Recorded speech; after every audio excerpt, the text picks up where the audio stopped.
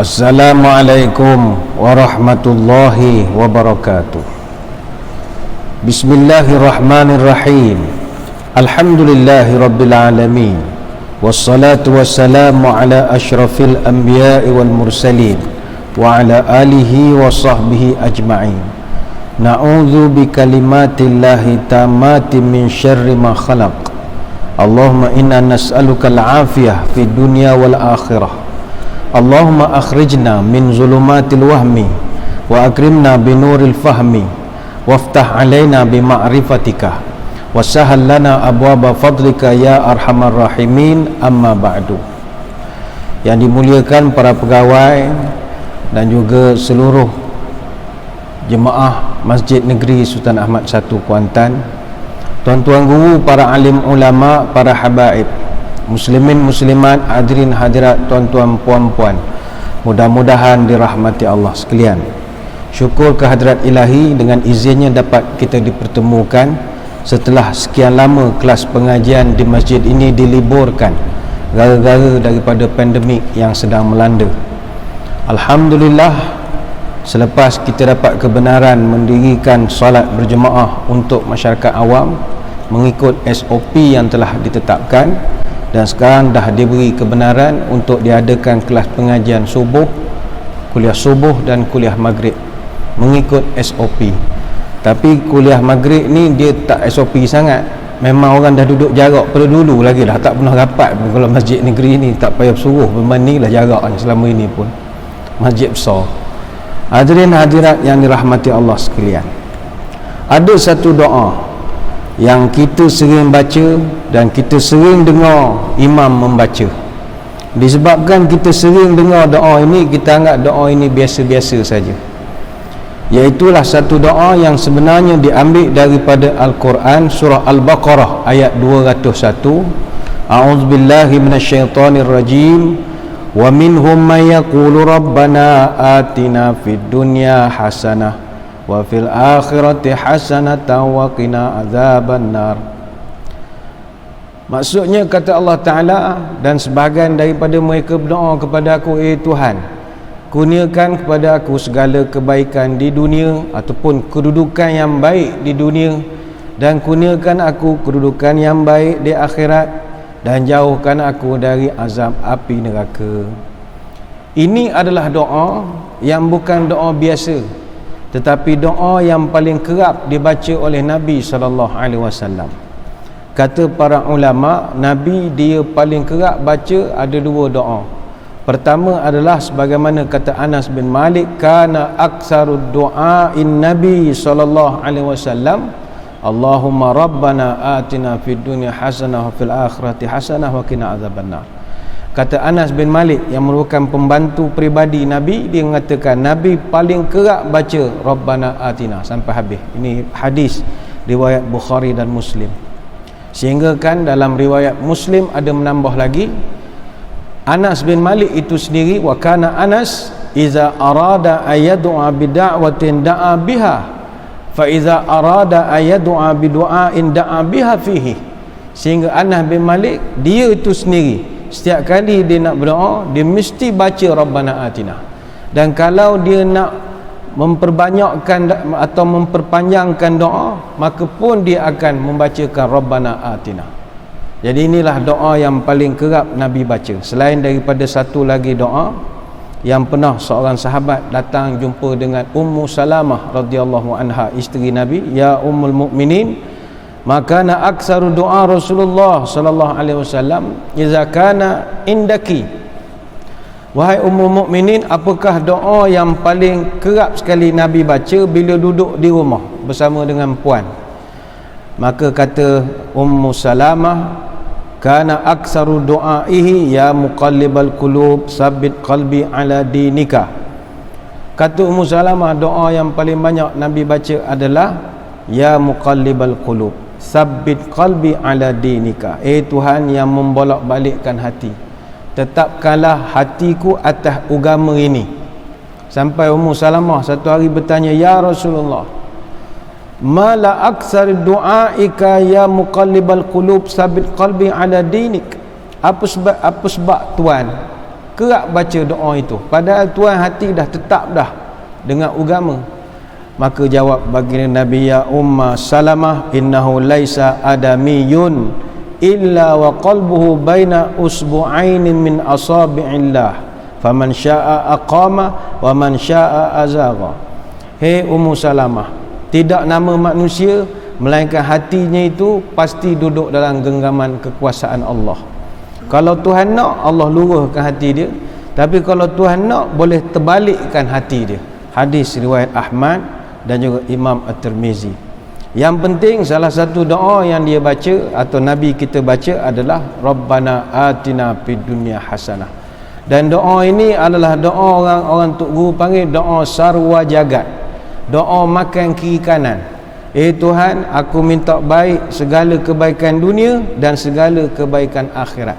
Sebab itu sunat hukumnya, bila kita berada di kawasan Rukun Yamani nak menuju ke Hajar Aswad, kalau sedang tawaf, sunat membaca Rabbana atina fid dunya hasanah. Bahkan ketika dapat peluang mengucup Hajar Aswad, doa yang terbaik dibaca adalah Rabbana atina fid dunya hasanah. Dan orang Melayu paling suka doa ini, sebab bagi orang kita, terutama kalau kenduri tahlil misalnya, tahlil baca Yasin dah panjang 80 ayat lebih, tahlil lagi, berzikir panjang, doa pula panjang. Jadi bila doa orang mula tinggilah tangan, bila dah lama sangat kau turun. Tapi bila tu imam baca saja Rabbana atina fid dunya hasanah, naik semula tangan.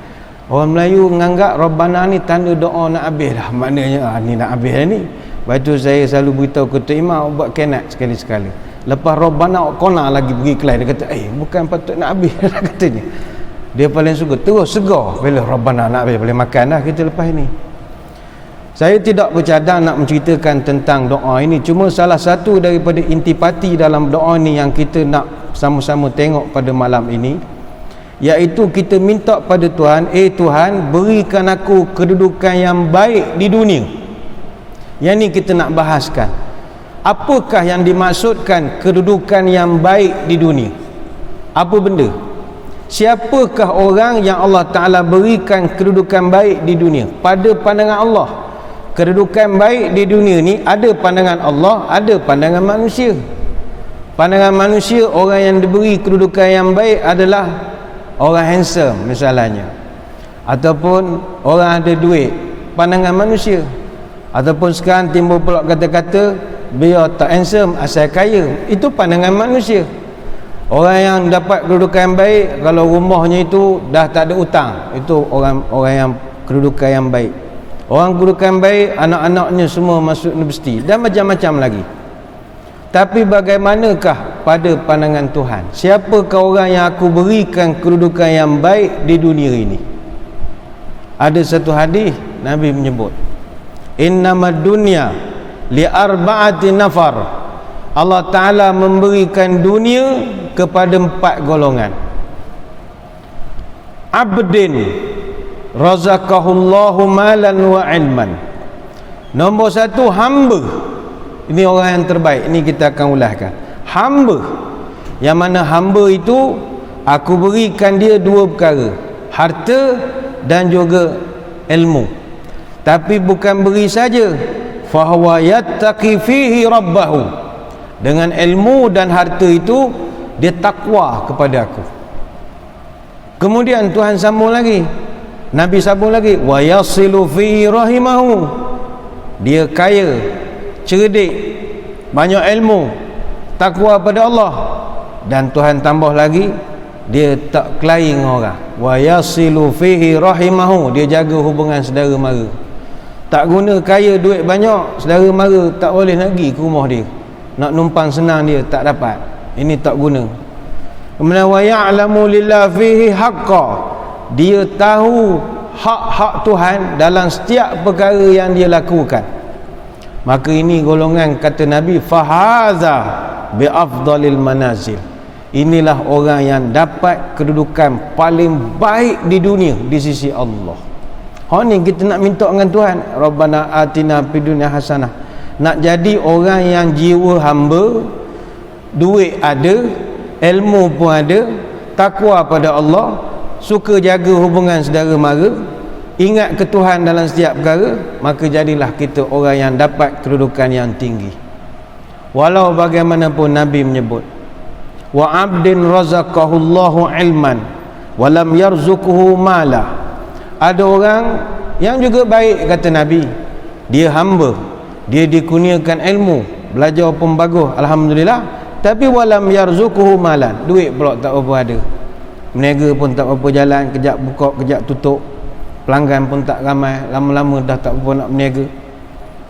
Mana dia gagal sedikit dalam hal kewangan, tetapi fahuwa sadiqun niyah, tapi dia ni orang hati baik, sadiqun niyah, sentiasa nak menolong orang. Yaqulu anna li malan la amiltu bi amali fulan wa fulan wa fulan.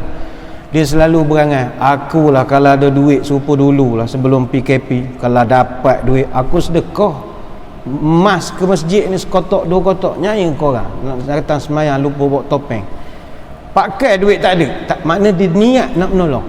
Kalau memang dia tak mampu dah, dia tak mampu, topeng yang dia pakai tu sejak pada PKP bulan 3 tak tukar-tukar, nolong apa dia pun berlubang tak lepas nak nolong orang. Tapi kata Nabi, fahuwa biniyatin fa ajruhuma sawaun, sebab dia ni hati baik, lembut, nak menolong orang, maka dia tetap dapat pahala sama seperti orang yang Allah kurniakan duit dan suka bersedekah pada orang. Kemudian Tuhan Nabi nyebut pula, wa abdin razaqahullahu malan wa lam yarzuquhu ilman fahuwa yahbitu fi malihi bighairi ilmin la yattaqi fihi rabbahu wa la yasilu fihi rahimahu wa la ya'lamu lillah fihi haqqan fahadha bi akhbasil manazil. Ada juga manusia, kata Nabi, Allah berikan kepada dia harta tapi tak ada ilmu, tak pandai mengurus duit, lalu dia ini yakhbitu fi malihi bighairi ilmin, dia belanja duitnya tanpa ada ilmu pengurusan duit, sampai jadi membazir, sampai kena tipu sana sini. Kemudian la yattaqi fihi rabbahu, jiwanya tak ada jiwa takwa, dan dia pula wala yasilu fihi rahimahu, adik-beradik saudara mara tak bercara langsung, sibuk kawan banding saudara mara. Wala ya'lam lillah fihi haqqa, dia tak mengingat Tuhan dalam setiap perbuatan. Fahaza bi akhbasil manazil, inilah orang yang paling mendapat tempat paling teruk kedudukannya di dunia ini, kata Nabi. Hadis riwayat Imam Ahmad, At-Tirmizi dan Ibnu Majah. Muslimin muslimat sekalian, kita tidak nak ulas semualah tentang golongan yang dapat kedudukan yang baik ini. Kita cuma ambil satu saja yang Nabi sebut. Orang yang dapat kedudukan yang baik di dunia, mestilah syarat nombor 1, abdin, mesti hamba. Hamba ini maknanya dia tahu dia ada tuan. Masalah sekarang ramai orang dia tak membawa jiwa hamba. Datang ke masjid dia bawa jiwa jawatan dia, letihlah. Datang ke Mekah, pergi ke Mekah bawa pingat kebesaran selempang dia, tak jadi. Dia mesti masuk rumah Tuhan bawa jiwa hamba, pergi ke Mekah bawa jiwa hamba. Hamba inilah kedudukan yang tinggi. Sebab itu apabila Allah Ta'ala bercerita tentang Isra' wal Mi'raj, Nabi SAW satu-satunya Nabi yang dapat naik sampai berjumpa Allah. Tak ada Nabi lain yang dapat, malaikat pun tak lepas. Paling tinggi kedudukan, tetapi Tuhan gelarkan dia Subhanallazi asra bi'abdihi, demi aku yang menjalankan hambaku pada waktu malam. Tuhan nak tunjuk setinggi mana pun kedudukan seseorang, aku akan hormat dia dengan gelaran hamba sahaja. Maka kalau kita diiktiraf hamba Allah, oh kena bangga. Kalau orang kata kita hamba majikan, malu, jatuh maruah. Hamba penjajah, malu kita. Hamba dunia, hamba duit, hamba kerja, malu. Tapi kalau mu ni hamba Allah, bangga. Sebab kedudukan yang paling tinggi sekali. Kalau kita nak tengok pada malam ini, Allah Ta'ala sebut dalam Quran apa sifat hamba, itu memang banyak. Kita ambil contoh sajalah dalam surah Al-Furqan ayat 63 sampai seterusnya. Allah Ta'ala gariskan satu, ni sifat hamba aku. Artinya kalau kita malam ni sifat-sifat ni ada pada kita, oh itu first class betul, dapat kedudukan baik di dunia. Apa Allah Ta'ala sebut? A'udzubillahi minasyaitonirrajim.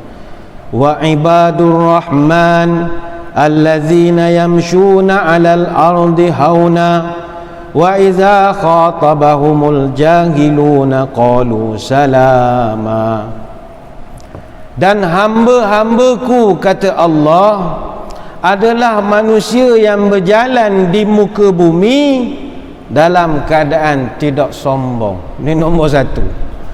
Dia entak kaki berjalan luar masjid, masuk masjid, bukan masuk dengan jiwa samsen, tak. Dia rendah diri pada Tuhan, tak pernah sombong. Ingat, orang yang sombong Tuhan paling benci. Sebabnya sifat sombong sifat Allah Ta'ala. Siapa yang bersifat dengan sifat sombong, seolah-olah dia nak mencuri sifat Allah Ta'ala. Sebab itu dalam satu hadis Nabi pernah sebut, ma min rajulin yamutu hina yamutu wa fi qalbihi mithqala habbatin min khardalin min kibrin tahillu lahul jannatu an yariha riha wa la yaraha.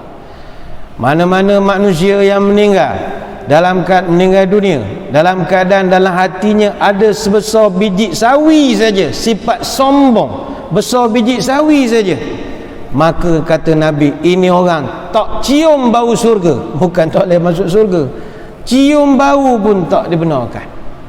Tuhan paling menyampah dengan orang sombong. Dosa lain boleh tahan kira lagi, dosa sombong jangan main-main.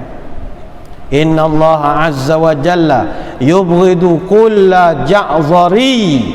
Allah paling benci, kata Nabi, kata Abu Hurairah didengar Nabi sebut, Tuhan paling menyampah orang sombong. Paling dia menyampah. Orang tak semayang tahan lagi, sombong paling Tuhan tak suka.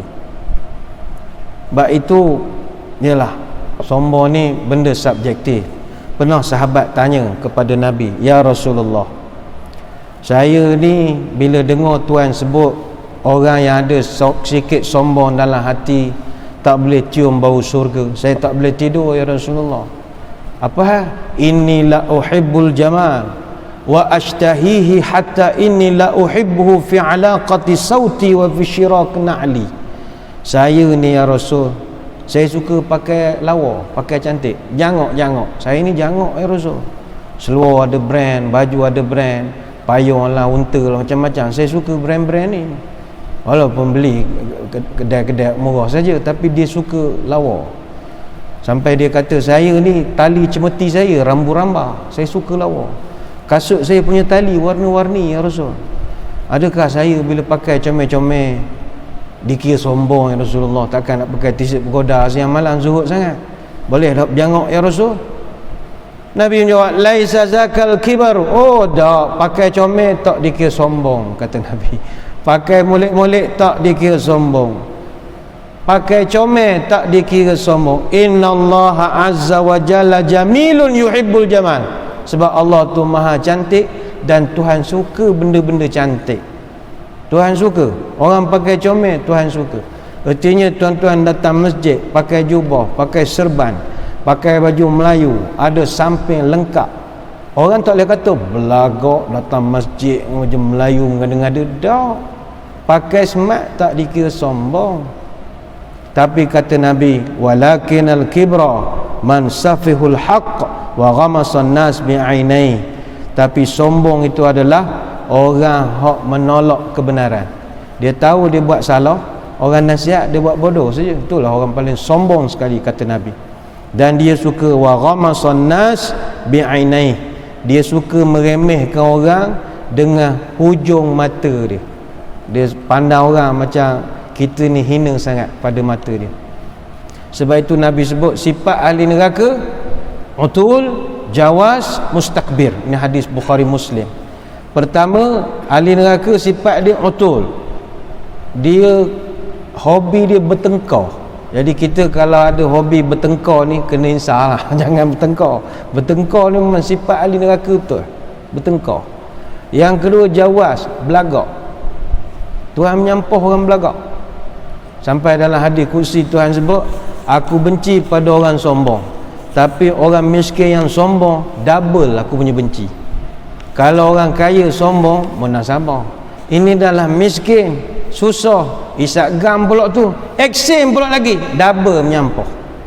Orang tegur tak dengar, orang tegur dia garang, sombong, double Tuhan menyampah. Maka kata Nabi, sifat yang ketiga mustakbir, jangan berlagak sombong. Maka yang pertama, sifat orang-orang yang abid ataupun orang yang hamba Allah adalah dia berjalan dalam keadaan rendah hati. Dan Tuhan menambah, wa iza khatabahumul jahiluna qalu salama. Ni payah sikit. Dia bila berjalan di muka bumi, kalau dia ditegur atau dikecam oleh al-jahiluna, orang-orang bodoh, orang-orang jahil, orang kecam kita, dia tidak melatah, melenting, marah-marah, qalu salama, dia ucapkan salam pula pada orang tu. Oh, ini label hamba Allah. Kita kadang tak main Facebook, hantar posting, hari ini aku semayang di Masjid Negeri Sultan Ahmad 1, alhamdulillah. Datang orang toh mana-mana fake account, mengada-ngada takbur masuk neraka semayang, kita terus melenting selalu, terus kelahi dalam tu, wah. Tak, hamba Allah Tuhan sebut, kalau orang entang dia jawab selamat pada orang tu. Terima kasih kerana memberi pandangan. Mudah-mudahan pandangan saudara berpahala. Kan penuh dengan ucap selamat. Baik, tapi cakap senanglah, susah tuan-tuan. Susah. Kita nak mengucapkan selamat pada orang yang mengecam kita. Tetapi itulah sifat ibadur rahman, hamba-hamba kepada Tuhan yang maha penyayang. Itu yang ayat pertama. Allah sambung pula pada ayat ke-64 surah yang sama, sifat hamba Allah. Walladzina yabituna li rabbihim sujadan wa qiyama. Hamba aku adalah orang yang menempuh malam hari dengan sujud dan berdiri demi aku, demi Tuhan. Makna bahasa mudah, orang yang nak jadi hamba Allah kena semayang malam. Bukan malam, tengah malam. Bahasa kita yang mudah nak faham, qiyamul lail. Marilah kita tanya diri kita, bila last kita buat qiyamul lail? Ramadan baru-baru ni, entahlah buat ke tidak, sendiri jadi imam, tak tahulah jadi tak ke qiyamul lail kita ni. Kalau tak buat lagi, buatlah. Ini sifat orang beriman, sifat hamba Allah. Tapi semayang tengah malam ini bukan senang. Jangankan tengah malam, semayang tengah hari pun susah tuan-tuan. Ini pula tengah malam, tengah mengantuk sangat. Tapi kalau orang boleh buat, memang ibadur rahman, hamba Tuhan yang penyayang. Kemudian Allah sambung lagi sifat ketiga dalam surah yang sama, ayat 65. Walladzina yaquluna rabbana asrif 'anna 'adzaba jahannam inna 'adzabaha kana gharama. Hamba-Ku juga, kata Allah, orang-orang yang sering berdoa, Tuhan, jauhkan kami dari azab neraka Jahannam, sebab azabnya adalah kebinasaan yang kekal. Berdoa jauh pada neraka. Yang keempat, Al-Furqan ayat 67. Walladzina idza anfaqu lam yusrifu wa lam yaqturu wa kana baina dzalika qawama. Hamba-hamba-Ku, kata Allah, adalah orang yang apabila menafkahkan atau berbelanja, mereka tidak membazir, dan dalam masa yang sama tidak kedekut, dan mereka duduk tengah-tengah antara dua perkara itu. Dia duit ni Kalau terlampau membazir, Tuhan marah juga. Kedekut sangat pun Tuhan marah juga. Jadi tengah-tengah antara membazir dan kedekut adalah bersedekah. Maka hamba Allah adalah orang yang suka bersedekah. Dia kalau yusrifu, orang yang membazir ni, apa ta'rif membazir? Beli sesuatu yang dia tak manfaatkan. Contoh, kita saiz badan saiz XL, pergi ke kedai beli baju saiz S. Bila beli jadi membazir sebab tak boleh pakai. Tetapi kalau masa beli baju S tu niat nak sedekah, terus sah jual beli tu, tidak dikira membazir. Dia sedekah ni penyelamat. Antara kedekut dengan membazir, tengah-tengah adalah sedekah. Baik itu kita di Masjid Negeri ucap terima kasih banyaklah kepada jemaah-jemaah kita yang begitu bertali arus datang. Yang tuan-tuan masuk masjid dapat emas, dapat sejadah tertentu, itu sumbangan orang tu, sumbangan daripada orang. Sebab kita pun faham musim-musim SOP ni, kita orang tak boleh melawan sangat SOP ni. Pejabat Keselamatan Negeri belakang ni ke HSBC tu dia buka tingkap nampak dah. Jadinya kena ikutlah kehendak SOP.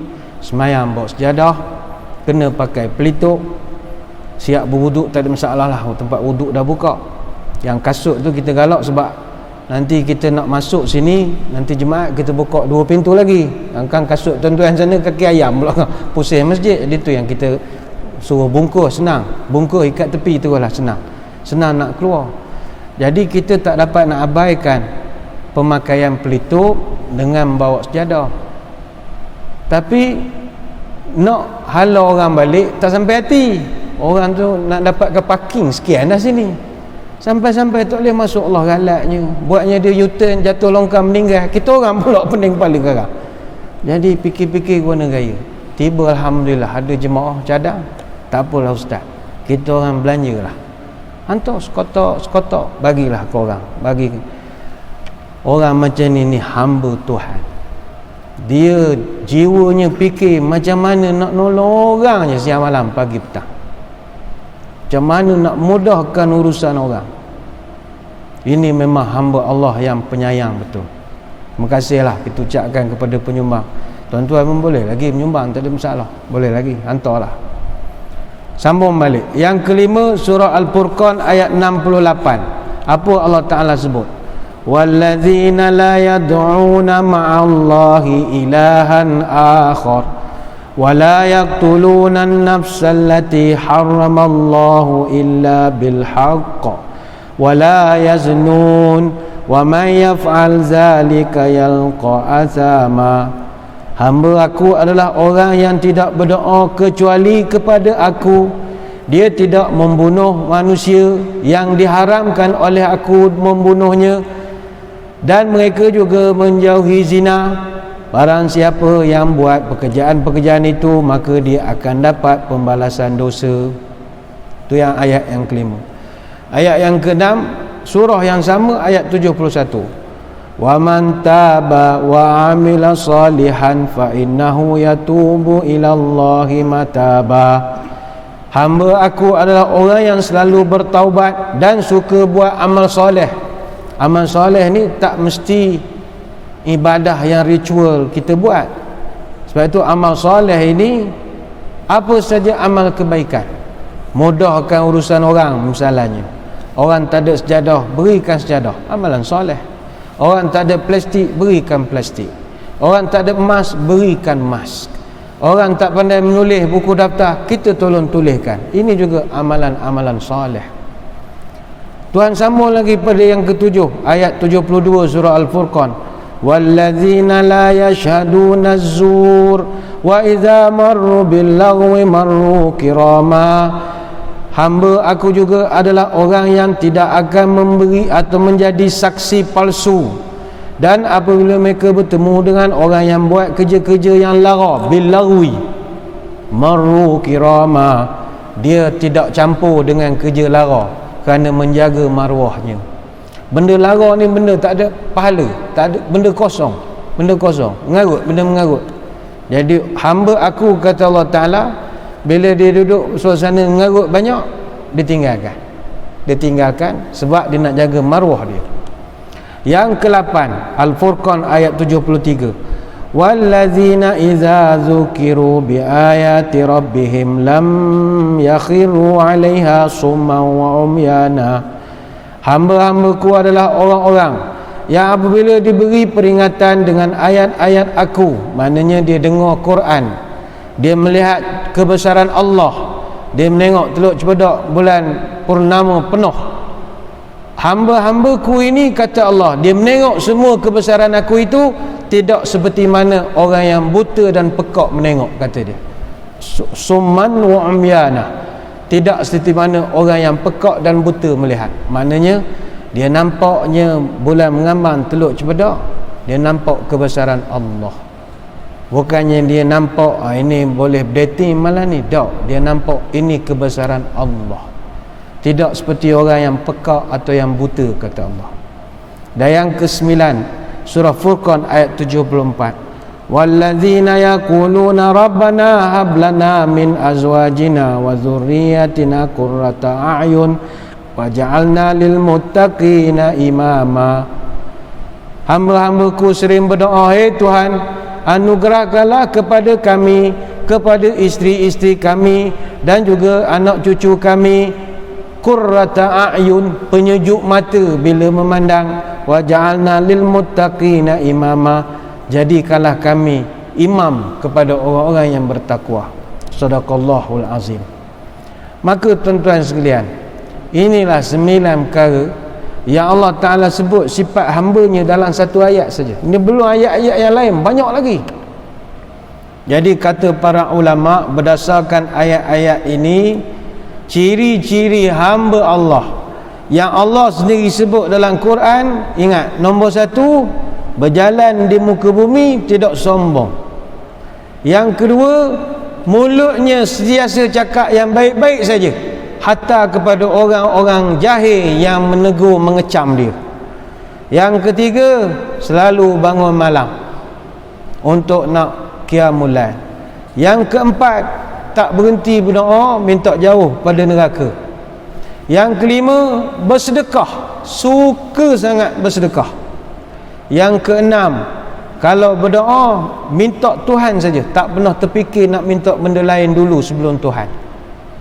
Yang ketujuh, dia tidak ada tabiat, sifat, perangai membunuh. Tak, dia membunuh ni bukan orang-orang yang bersifat hamba Allah.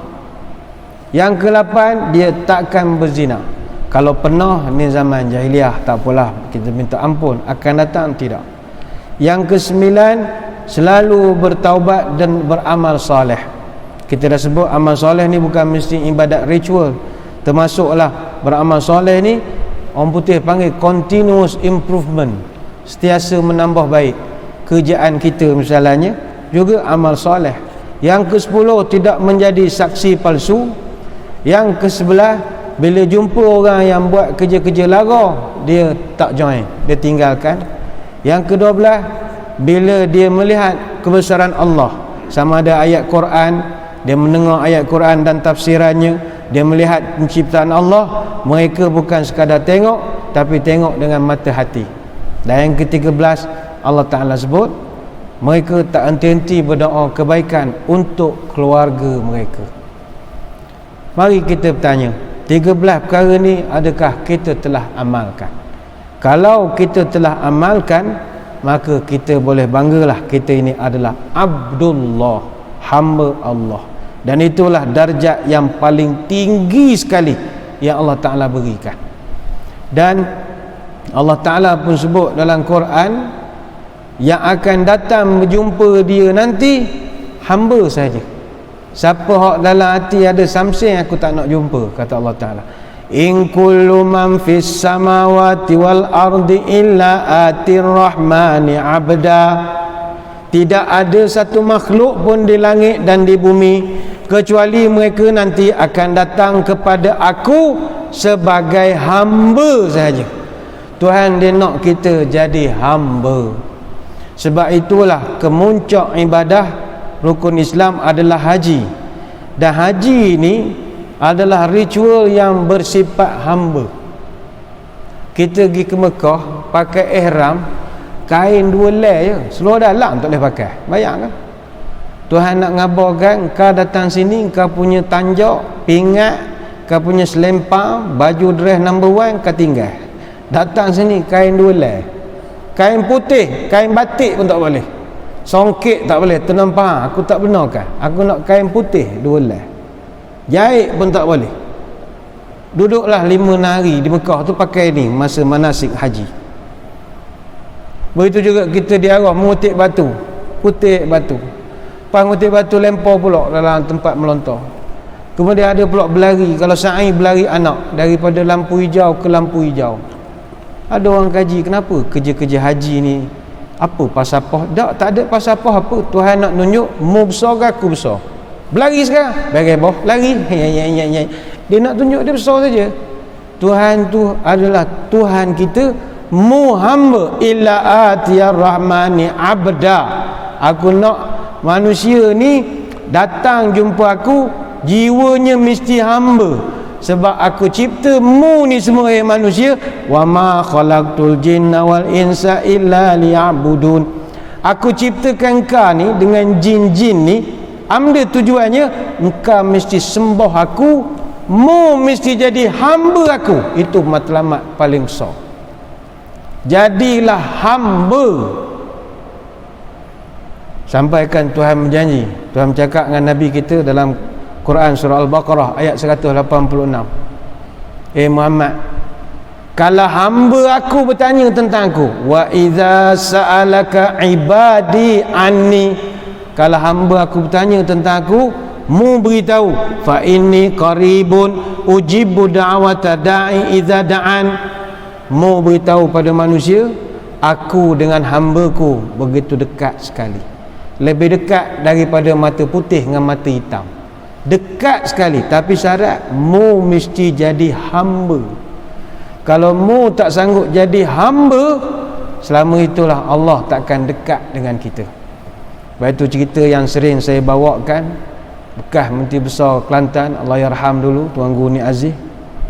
Dia diceritakan sendiri oleh Datuk Sarahan Syafi'i, yang kawan saya.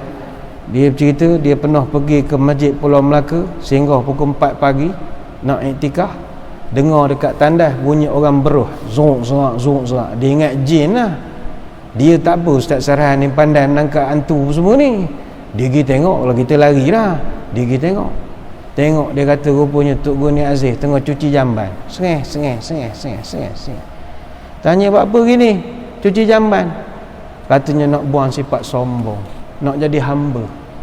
Seolah dia nak cakap dengan Tuhan, Tuhan, ni Menteri Besar Kelantan, pingat sepapan ada selempang 2 bintang datuk, tapi akunya hamba je sisi engkau, tarah aku cuci jamban. Sengih. Nak buang pingat, pangkat, kedudukan, PhD, master, balik mengaji overseas, susah. Nak jadikan kita ni hamba tu yang susah. Tapi apa balasannya? Allah Ta'ala sebut dalam Furqan ayat 75, ulaika yujzaunal ghurfata bima sabaru wa yulaqawna fiha tahiyatan wa salama. Mereka itulah yang aku akan balas dengan martabat yang al-ghurfata bima sabaru. Ghurfata, martabat yang tinggi disebabkan kesabaran mereka dalam usaha nak menjadi hamba aku. Wa yulaqawna fiha tahiyatan wa salama. Nanti mereka akan disambut dengan penghormatan yang luar biasa dan mendapat ucapan selamat daripada juru sambutnya. Khalidina fiha hasunat mustaqarra wa muqama. Aku letakkan mereka dalam surga, kekallah mereka di situ, dan surgalah sebaik-baik tempat menetap. Itu Tuhan sambung dalam surah Ali Imran ayat 30. Maka hadirin hadirat muslimin muslimat sekalian, ayolah kita menjadi hamba Allah. Jangan sombong, rendahkan diri, sentiasa berdoa, Rabbana atina fid dunya hasanah. Tuhan, beri aku segala kedudukan yang terbaik di dunia. Salah satu kedudukan terbaik yang aku nak jadi hamba-Mu, Tuhan. Sekadar itulah sembang-sembang kita pada malam ini. Terima kasih atas perhatian. Mohon maaf sebarang kekurangan. Mudah-mudahan kita bertemu pada lain-lain kesempatan. Sebelum kita pisah, marilah kita menadah tangan berdoa. Moga majlis dan pertemuan kita diberkati oleh Ilahi. A'udzubillahi minasyaitonirrajim. Bismillahirrahmanirrahim. Na'udzu bikalimatillahi tammati min syarri ma khalaq. Allahumma inna nas'aluka al-afiyah fid dunya wal akhirah. Ya Allah, kami berlindung dengan kalimat-Mu yang maha sempurna dari segala keburukan dan wabak yang sedang melanda. Kami mohon padamu ya Allah keselamatan di dunia dan di akhirat. Allahumma inna na'udzubika minal baras wal junun wal juzam wa min sayyi'il asqam. Ya Allah, aku berlindung padamu dari penyakit sopak, penyakit gila, penyakit kusta dan apa juga penyakit atau wabak yang sedang melanda. Subhanakallahumma wa bihamdika nashhadu an la ilaha illa anta nastaghfiruka wa natubu ilaik. Wassallallahu ala sayyidina Muhammadin wa ala alihi wa sahbihi wa sallam. Alhamdulillahi rabbil alamin. Makluman kepada bekas sembahyang Jumaat hari